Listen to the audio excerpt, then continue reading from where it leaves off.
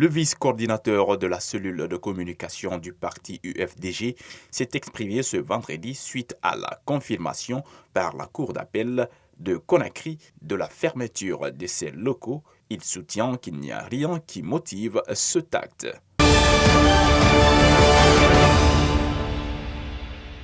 Ce vendredi 5 février 2021, le gouvernement guinéen a lancé officiellement la campagne nationale de vaccination contre la COVID-19 au CTP de Bessia. Cette première étape est destinée aux personnels soignants et les cas suspects des contacts. Dr Sakoba Keita, directeur général de l'ANSS, a rassuré de l'efficacité de ces vaccins. Il affirme même qu'un lot arrivera de Moscou ce samedi 6 mars 2021.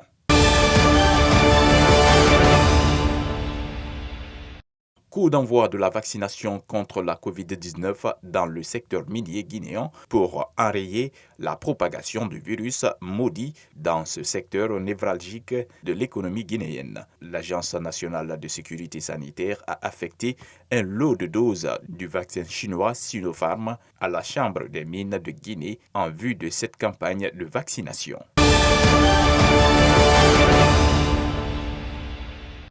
Le stade annexe du 28 septembre se trouve dans un état de dégradation poussée.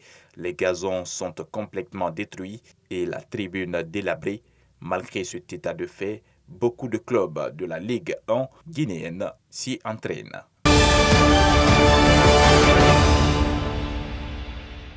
Au Sénégal, 4 morts sont déplorés depuis le début des manifestations. C'est le bilan avancé ce vendredi soir par les autorités. Les violences liées à l'arrestation d'Ousmane Sonko mercredi se poursuivent au Sénégal. L'opposant accusé de troubles à l'ordre public a été placé en garde à vue. La tension reste forte à Dakar ce vendredi soir. Dans une courte déclaration, le ministre de l'Intérieur affirme que le gouvernement déployera tous les moyens nécessaires pour ramener l'ordre.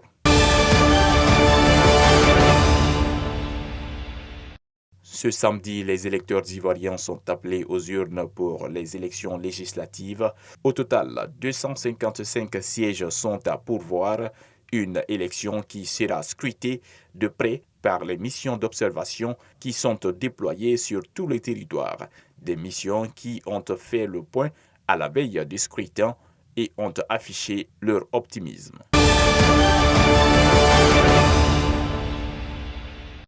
Augustin Senghor et Jacques Anouma ont renoncé à se présenter à l'élection du président de la Confédération africaine de football prévue le 12 mars 2021 à Rabat.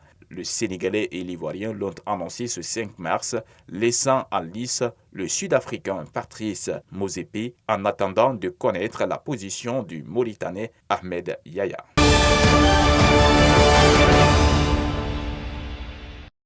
En Inde, des affrontements ont eu lieu ce vendredi dans la région du Cachemire entre des manifestants et les forces de l'ordre. Des centaines de personnes protestent contre le maintien en détention d'un dirigeant religieux retenu depuis 1 an et demi.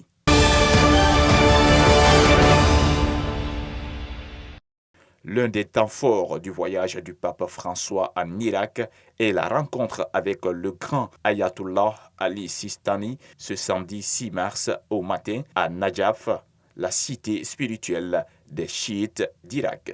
Dans un communiqué, le grand ayatollah Ali Sistani a indiqué que les chrétiens d'Irak doivent vivre en paix.